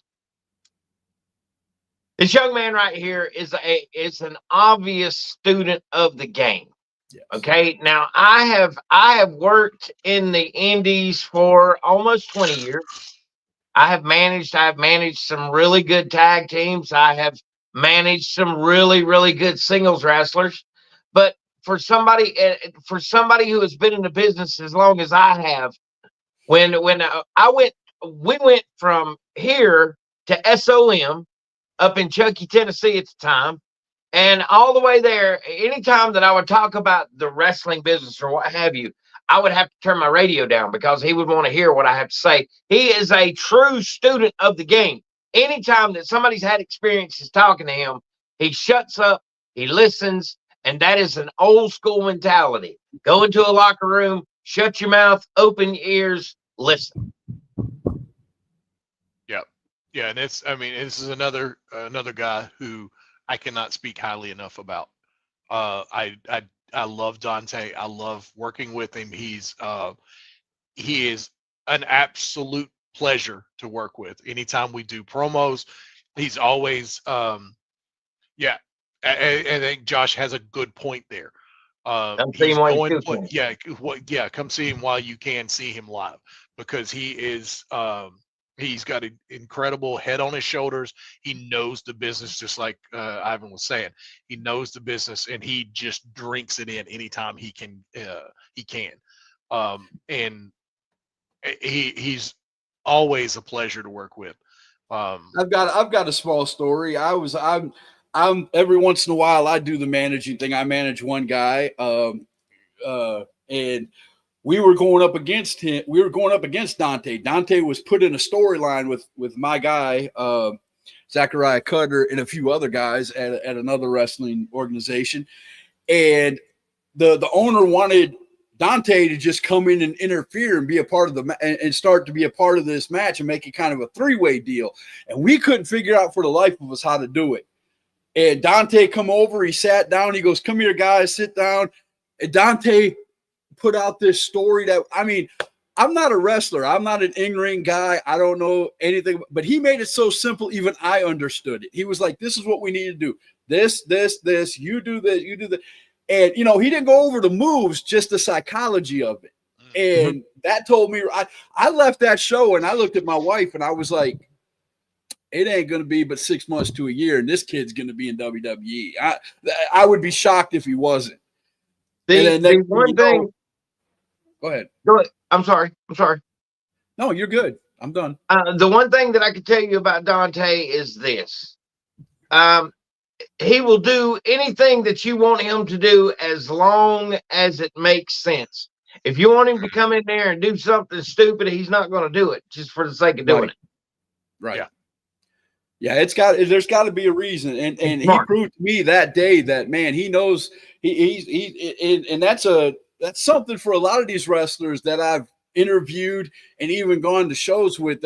You could tell when a guy really knows the ring, psychology, a story, and things like that. And man, I'm telling you, the part of his gimmick is one of the greatest things, because he doesn't get out of it. He does not get out of it. You say his name without saying the, hey, you're in trouble, man. Yeah, well, you saw it there. Man. Th's part of his gimmick. You saw it there in that video. Yeah. He was coming out and sitting down, and I just say, Dante Khalifa joining us, and he jumped on that. What'd you call me? Quick. Yeah. Right on. What'd you call me? What was my name? Yeah, exactly. Dang it, I need a fudge round. And I mean, I mean, and I for fear of repeating myself over and over again. I mean, Dante is one of the guys that I love to work with, and is, again, like I said, the joy that I get out of working with Wrestling Evolution is watching guys like him come up. When he started with us, he was a couple months out of wrestling school, right? Very green. And to watch what he's done and what he's become is so gratifying to watch him, and again, breaking as a fan, I can say it. He gets it. He gets it. And breaking out of character and going behind the curtain a little bit, hugging him after the show, and tapping that belt and saying, "You deserve this. That. You deserve this." And you've again, another guy who we've handed the ball to, and he's ran and took it. And so we can't I couldn't put the whole drip up here, but everybody else that's in the drip also, I've only got one more guy to put up here, and I'm pretty sure you guys know who that's going to be. But yeah, the whole drip and this storyline and everything that's going in, man, I'm telling you, the thing for my show is give me something to invest in. The second I saw that match with Dante Khalifa and Don Furio and the way it ended, you had me locked. I was literally sitting here at my computer yelling at YouTube like I was in the crowd. That's how into it I was. And I had to be like, oh, wait a minute, I'm not there. Yeah. He can't hear me, and speaking of the rest of the drip, Tommy Okami is another guy. Yes. He was on our second show, and if unless my memory eludes me, he's been on every show since. And he was a kid who, again, we gave the ball to, and he has ran, and he has blossomed. Again, is the word to say, because we watched. And there you go. Yeah, Brian. He has grown up in the business, and he has evolved so much, no pun intended, but he's gotten so much better. And and after editing, while I'm editing a show a couple months ago, editing the show, I watched him be a ring general, and him do, it was a tag match, and even as young in the business as he is, he was kind of the veteran in that match. So he took control of it, and he steered it. And I could, knowing what I know, I could tell that he had done that. And I messaged him, and I told him, I was like, dude, you have grown so much, and you've taken yourself to new levels, and I'm really, really proud of you. But then Tommy Django, Tommy's been around, he's established, he knows what he's doing. He's kind of the veteran of the group. Tommy is a short guy, and if you know, there's so many. He's probably heard that Munchkin reference about 90 times, 90,000 times in his career. But like IMR said at the beginning of the show, man, he's 7 foot tall and bulletproof, man. In real life, in that ring, he knows. He swings a mean chair. I'll tell you that. And I'm going to tell you something that it will. You know, I don't want to give anything away because there's great storylines going. Him and his ex tag team partner have a really big storyline going. But man, I cried when I found out them two split up, man. Yeah, I did, because they made a great tag team. But we got some incredible matches out of the two of them. Yes. I mean, that Heart Killer Rules match was crazy. Yes, it was. Right? I mean, the Heart Killers they were a good tag team for quite a while, and I could see where, you know, it kind of got stale and they separated. But man, I'm telling you. Look, I knew what I was in for when Django came in because of my past with NAV and the Heart Killers. You know, we had crossed paths before. And so, yeah, I knew it was something special. But I understand. but to you know, I've also seen Tommy at the school, and listen, if you think that you're going to go in there and you're going to half-ass it with Tommy Django, you have another thing coming, because, well, they have a philosophy around there. I'm not going to say it, but it's not safe for work, but it's there you go. It tells you real quick, you better be ready to work when you go there to the school. Yes, without a doubt. Now the bottom line has a really good question on here, because one guy that we haven't mentioned here is Chase Coleman. And I'm going to say this about Chase. Tim was telling me, oh, this kid right here, he's really, really good. And I didn't see it until he had made his transition over to being a member of the Drip, and that was before Dante had come along and said that, you know, this is who we are, or made it official. But during that time, oh man, brother man, he's got this look that he gives when he goes into evil mode, and he's having to do what you have to do to be a member of the Drip. It's incredible. It is absolutely incredible. Yeah. Now, the bottom line has a great question on here, but I'm going to save it till toward the end of the show. So I didn't skip you, sir. I promise you the question will get put up here. But that's an end of the show question, and I just wanted to make that relevant. And I do want to, since we're going through the members of the Drip, I want to throw in Brino Royce being an absolutely awesome addition to the Drip. It's coming, folks. The Rolls Royce of wrestling is one of my favorite wrestlers in wrestling right now. He has taken that gimmick to gosh. He rolled in there at our last show. We started off with the Drip in an in-ring promo, and they were instructed to all dress nice. Brino rolled in a damn pimp hat and long coat. I mean, I was like, man, I wish I could pull something like that Brino looks like $1 million, man. He makes Ric Flair jealous with what he comes in with. I ain't lying. And that'll tell you something, because Ric Flair was, decked out. But Brino, he had a promo that he had put out for another organization a little while back.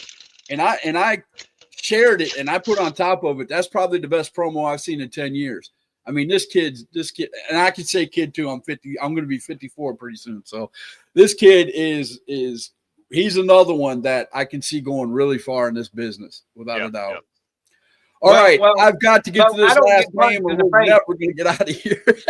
so I don't get punched in the face. I'm going to say this young man. Okay, this young man. Okay, I got you. All right, we got to save the best for last. He was on a while ago. He should still be on if he loves his show as much as I think he does.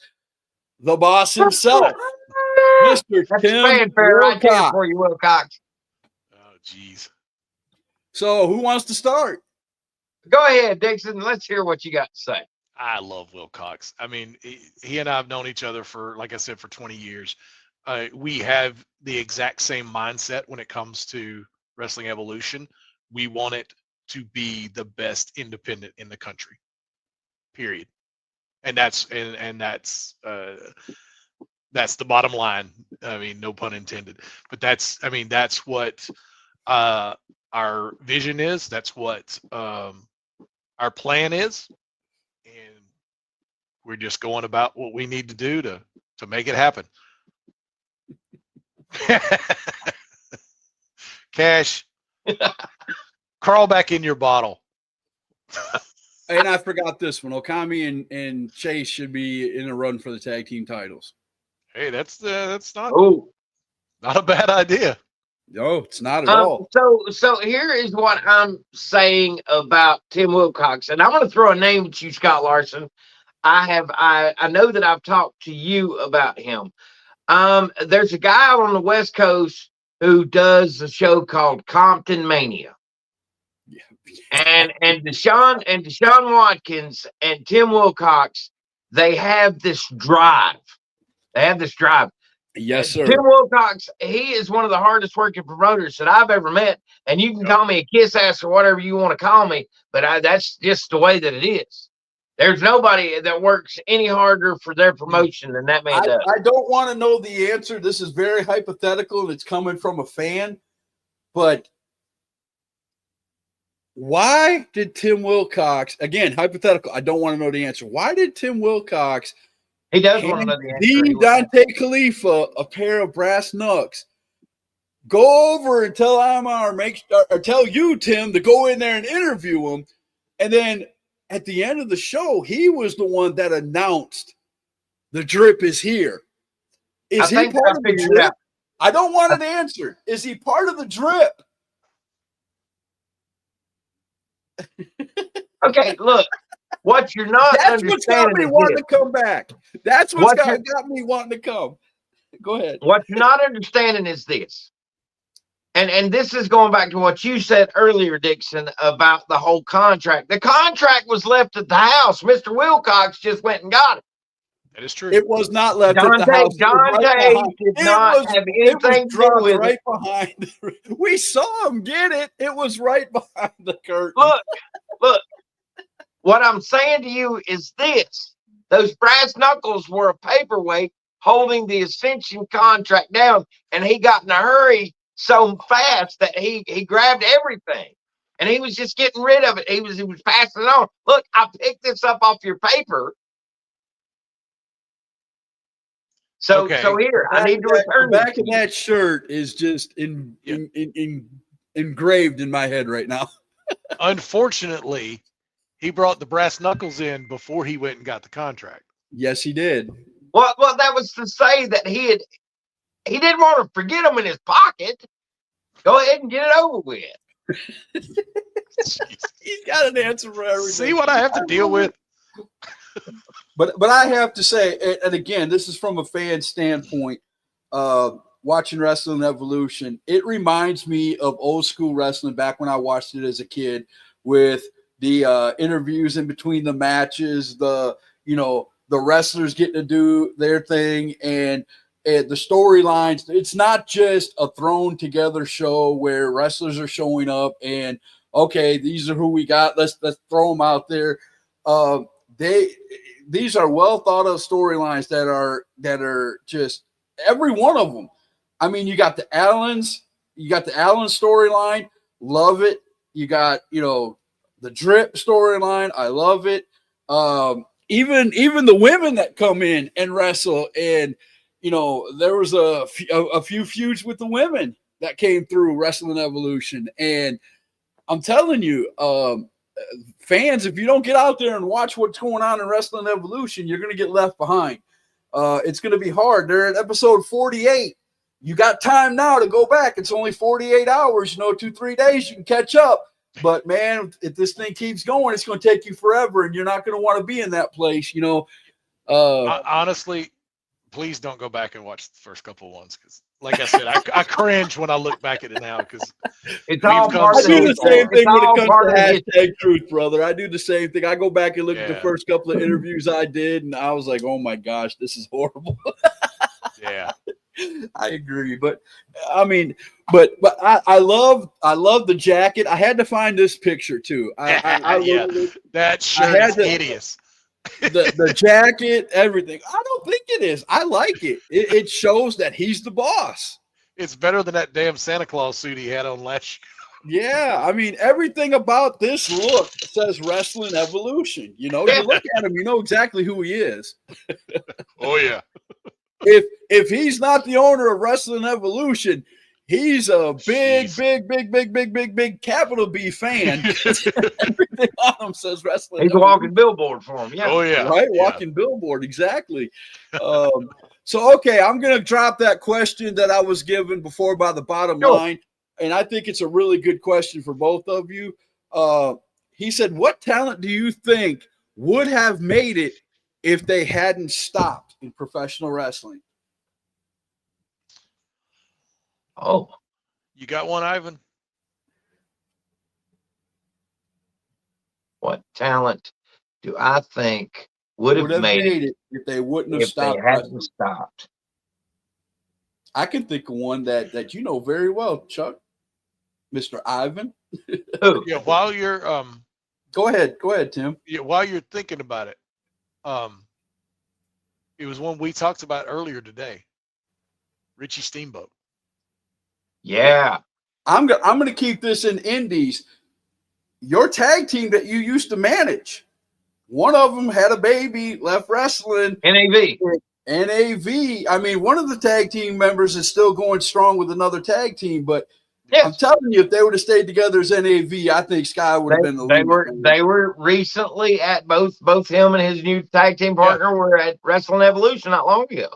Oh, good. Yeah, I hope they come back. I hope they Yeah, come they back. were there. They were there in December. Yeah, and a great tag team. Yeah, I didn't have that much exposure to NAV other than talking with Ivan about it. But great story, man. Great. They actually did an intro for #Truth, and did two of them as a matter of fact. And they came on the show a few times. So yeah, I think they would have. Not that he isn't going to go far now, but I'm just saying them two together. I think if they would have stuck together, I think they'd be further than he is now. But that's just my opinion as a fan. And I always get, Scott, you don't know what you're talking about. You're not in wrestling, so I'll probably somebody out there saying that right now. I was going to said calling it now Wrestling Evolution LLC for Friday night of WrestleCade number 2025 or #2025. That'd be awesome. Yes. Oh yes. Okay.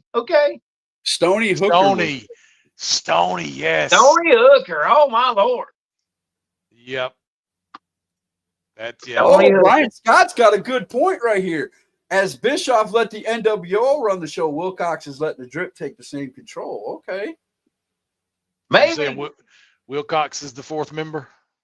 Yeah, that's what I'm sorry, but that's in the back of my head after seeing all that. How can Wilcox not be a member, or at least he is letting it happen? You know what I'm saying? Yeah. Look, I can just see that interview with you right now. It was me, Dixon. It was me the whole time. No, JR Miller pulled that one on me.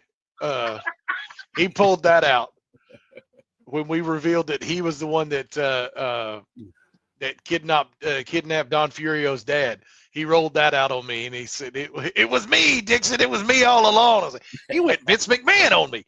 He's the higher power. Wow.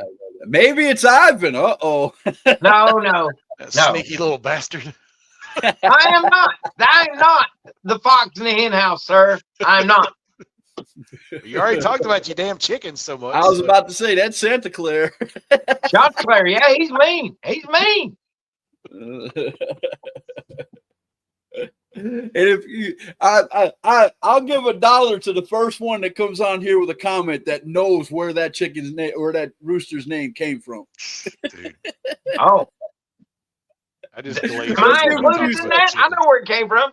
I know where it came from too. I just want to see if somebody recognizes the name. That's just funny. Lord. Well, guys, man, I've appreciated. Man, we've been on here for hours. Hold on a second. Go ahead. You've been doing all this interviewing, talking, and asking us questions. Let me ask you a question, Mr. Oh, boy, Larson. here we go. I'm up for anything. Go ahead, sir. You hit What's me with the the one question. thing that you have learned throughout 500 plus episodes of the hashtag truth? Give it another day and wrestling will change, man. There's always a change in professional wrestling. There's always drama too in professional wrestling. No matter where you go, I don't care what company you're at. No matter, it's who can deal with the drama the best. And seriously, who can deal with the drama the best and bring out a quality product? I'm just. Yeah, I got you. It makes total sense. Absolutely. There's a lot of companies out there, and I'm not naming names, but there's a lot of companies out there who the drama in the back and the drama on social media people would rather watch that than the show they have in the ring. And it's sad. And that is one thing that we strive to have a drama-free locker room. Yes. Our locker room is a cohesive unit, and that's the way we want to keep it. And if there's someone who doesn't fit into that mindset, gotta go. Leave your egos at the door. Yep, that's it. And people appreciate that. And fans appreciate that. Because you could tell in the ring who really wants to be there, who really wants to put. And I don't care if you're winning or losing. Me as a fan, I don't care if you win or lose. If you go out there and give me a great wrestling match, you know, that's why sometimes I cheer for the bad guy. You know what I'm saying? You know, Dante Khalifa is one of them guys, you know. Secretly, you know, I want to cheer for him because he's doing such a great job as a bad guy. Well, it ain't that much of a secret, man. I mean, half of our crowd when he was cashing in on Don Furio, a large portion of the crowd was chanting "New Champ." I mean, they wanted, and I see Brian jumping in there. Yeah, you was one of them, I think. I mean, yeah, they were chanting. They popped really big when he came out. In that clip that we showed of him coming out to cash in on Mason. Right. It was huge. I think part of it was they really like Dante. Another part was they really hate Mason and they want to see him lose that belt. But also it was like, this is a happening. This is something that's this is like something crazy that's happening because he was coming in. But yeah, there's a lot of people that really like Dante because, you know, babyface or heel, they know and they respect the work that he's put in. And I mean, and that is one thing that we have a really smart crowd, and they recognize that. Without a doubt. Bottom line is coming up with some great questions, man. Here's a really good one. I didn't even think of this. As commentators, what would you say is your trademark, like JR had his hat? Well, I had a trademark, but I got rid of it recently. Yeah. Thank God. Oh, your saliva? Saliva, yeah. Well, that's what happens when you get lice. You got to shave that off. You're an idiot, man. You're an idiot. I didn't see that one coming. I told you. You never do. That's the hard part. You never do. I told you to buckle up, man. Brian said Khalifa versus Kazone from Randy's show is fire. That was an incredible. And speaking of this, I'm glad. Thank you, Brian, for bringing this to the front of my mind. We're now working on a 2024 rewind for Aggression that will actually it will air on YouTube on January 3rd. So we're working on that. So we're gonna look back at a lot of the best of 2024, basically. Exactly. Yeah. So we're working on that, and that will be up on January 3rd. So that'll give a look back at like he said, Dante versus Kozone at the Bandy's show was incredible. Awesome match. And that'll for that catch matter, me up a little bit on the shows that I've missed because I really want to start coming out there. I'm gonna have to start begging my chauffeur/wife to take me out to Wrestling Evolution, man. I got to get out there at least one time, man. Just to absolutely, yes. you will definitely notice the difference in the environment, sir. Oh yeah, and watching it, like I said, watching it on YouTube or the clips that you guys put up on social media and stuff. It is just phenomenal how good of a job you guys are doing in commentary, production, the wrestlers, everybody working together to put on a show with great stories and and great wrestling. You could tell that it's a happy locker room. But okay, so you see all this stuff on YouTube, but as I found by having some friends come out and watch the show, even after seeing it, what's on YouTube, that big ass screen that they got up over there that's doing all the advertisement and the TVs there in the entranceway, you get everybody said it, man. This has a different feel. Right. So, it does. Oh my goodness, looky here. The man with the biggest gimmick bag in the business. OVR now. Oh my Lord. Matt Burns, how are you, sir? Said OVR in the house. Oh my God. I would love to see Matt Burns come out and do a match at Wrestling Evolution. That or OVR. I'd love to see them out at Wrestling Evolution. That would be fun to watch. Never know. You never know. Hey, that's it. Melanie Lewis, thank you for stopping by. She said, hey, y'all, I've been MIA. Well, we appreciate you being here. I'm talking with the Wrestling Evolution commentary team of Tim Dixon and IMR, Mr. Kiss Butt over there. I'm a workhorse, sir. I am a workhorse. Do not call me kiss ass. I'm a workhorse. You're part of the horse, but yeah, you're part of the horse. Yeah, without a doubt. Without a doubt, man. Oh gosh, I love it. I've had enough of these shenanigans. I got to. Do you have any more questions for me? Because you said you were gonna in your promo. You made it perfectly clear that you had a couple of days. Go ahead. I have the best question. Hit me with a few more. Okay, fine. When will you admit that you are Concord grape jelly over my status with Mr. Wilcox? I'm asking that for both of you and Tim Dixon. I'm not Concord jelly. I love the fact that you two are doing it up, man. I mean, like I said, we had a podcast together. We had our time. We'll probably go back and do it, a few times before it's all said and done. But watching you two on commentary, man, it is abundantly clear that you two have been best friends for a long time. And it is fun to watch, man. It is fun. And I mean that from the bottom of my heart. There is no jealousy here whatsoever. I mean, I'm not that kind of guy. My wife will tell you, man, somebody comes and hits on my wife. I just turn around and say, I love you, dear, but the kids are a package deal if you want to take her. You know what I'm saying? I'm not the jealous type. And she'll tell you that. I've said that many times. Kids are a package deal. That's it. I'm not the jealous type. Now, I love my wife. And we got an overturned policy once you take them. Yeah. No backsies. You can't bring them back. So anyway, Mr. Larson, I have enjoyed this time that we have spent together. I'm not going to go into the Carol Burnett song, I promise you. But yes, I think that I got to go to bed. Yeah, it's getting pretty late for this old guy too. What was Brian's comment that you? Brian just asked, is there a match you would like to see in 2025 for Wrestling Evolution that hasn't been done yet?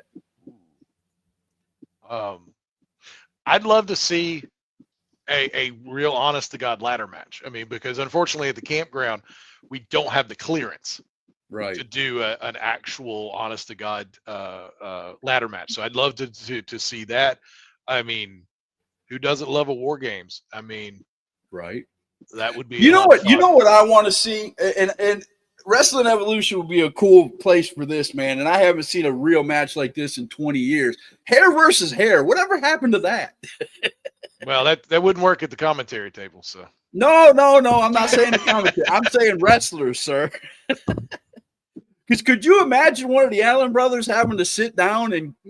Oh man, we did that at Bandy's, but it was the one of the teachers there at Bandy's that got their head shaved. So yeah, it was. I don't think that's gonna happen. They're both bad guys, but you never know. It could happen down the road. Oh, the Drip versus the Allentown. Oh, yeah. War games, yes. I would definitely love yeah. to see some war games at Wrestling Evolution. That would be fun to watch. Oh, Justin That's Kidron Allen awesome. puts his mullet on the line. Oh him no! versus Charles Fuller. Mullets Oh on the my line. goodness! Yeah, Fuller has to have somebody get in there for him. Oh my. That's crazy, man. But I'm getting tired, y'all. I'm starting to get dizzy. I got to go get my medicine and take care of myself. But this has been a great. I enjoy it. I could do this for another hour, both of you. You know I could. Well, no, but we could. Yeah, but you can't because I know you guys got family outside and everything. So I'm gonna give both of you guys one more shot to tell everybody. Oh, wait a minute. I promised I'd do this. So we got to do about 5 more minutes. I hope you guys can hold on for 5 more minutes. There's a couple of small commercial type things I have to do for Wrestling Evolution. One of them is if you are a wrestler and you are serious about becoming a professional wrestler and you want to find a good school, look no further than Wrestling Evolution. They have different rates. If you're 15 and up, they will welcome you. Here's all the rates. You can pause the video when this is over, and you can see it. You see Monday morning, they do it with Beer City Bruiser. Monday evening with Cameron Jackson. Wednesday evening with Tommy Django. And if you want more information about this, contact Tim Wilcox, or you could go on Wrestling Evolution LLC on Facebook or wrestling.evolution23 on Snapchat. And it's at 110 Performance Drive in Lincolnton. And also, if you're a sponsor out there and you go watch YouTube, I'm telling you, if you see it, you'll understand why you want to put a sponsorship on it. People are watching it like crazy. And they have sponsorship programs out there. They have a main event program, a mid-card program, and an opening contest program. And I was telling these guys right before the show, I'm seriously thinking about being a sponsor of Wrestling Evolution and buying one of these because I want hashtag truth to get out there a little bit more. Why not? and those are sponsorship packages that have been like kind of the standards that have been put together, but we can customize a package for anybody who's willing to, who's ready to sponsor. So I mean, just contact us. We'll talk about it, and we'll get to a place where there's an advantage for both of us, and that's right. the goal. It's not as much sponsorship as it is partnership. We want to now have... I do have a serious question as a fan. Let's say there's a company out there and the owner of the company, whether it's male or female, is watching this show and they go, man, I love Wrestling Evolution, but I want to see X wrestler come to Wrestling Evolution. Would you take a sponsorship for a wrestler to come in and wrestle? Like they pay for that wrestler to come and wrestle at Wrestling Evolution. That we'd have to leave up to the damn boss. Okay. I got you. Okay, Tim, that's a question for you, sir. There's comments. Instagram, not Stat. See, there you go. Yeah, see, the boss is listening. Damn it. Instagram, not Snapchat. I apologize, sir. You are right. I was find us online. Find us online at witnesstheevolution.com. Yes. Yep. Yes, without a doubt. So, Tim, the question that I posed, maybe you can answer it before we leave. If somebody wants to sponsor a wrestler to come in, let's say, and I don't mean this in a bad way, but you guys understand what I'm asking. Let's say I want to bring a TNA wrestler over, and they're willing to come. Could I sponsor? Which one? No. Now your back's against the wall. Which one? Okay, let's say I want to bring Kazarian into Wrestling Evolution, and I want to pay for Kazarian to be there. What would Kazarian? Yeah, I was going to play dumb, but I can't. Yeah, you ain't playing. You know you can't. So I'm just curious because that's what some people do. But most companies, you still get your name up there and everything. I'm pretty sure. Tim will hash it out if you call him and ask him. He'll tell you yes or no. I'm pretty sure. Yeah.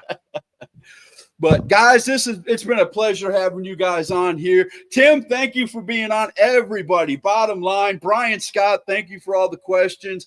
Missy, thank you for coming on. My gosh, Tommy Scott came on here for a while. Josh Cash was on here for a while. Thank you guys so much. Go check hashtag Truth Wrestling Podcast out on YouTube.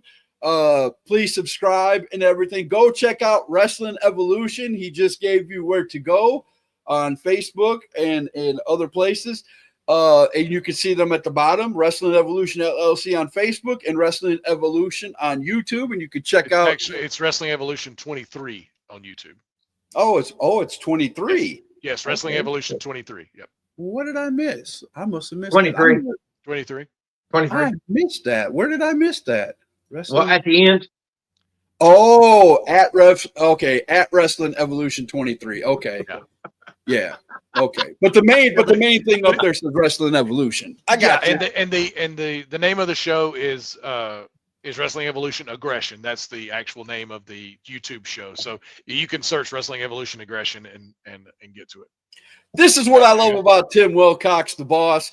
And Tim, please, while I'm talking to you, can you go like this and push IMR off of your back end while you're answering these questions for me, please? He's permanently message me affixed. and we will talk business. I'm very particular and detail oriented about what we put out there. And that's why this is such a great show. I love that answer, sir. Thank you very much. So is there anything you two want to say as we get out of here? Well, yeah. Look, back to what you just said there. Folks, it is the minute details. It is the minute details that if you put time and energy into the littlest thing, then everything else will fall in place and it'll be great. And that's No that's the thing.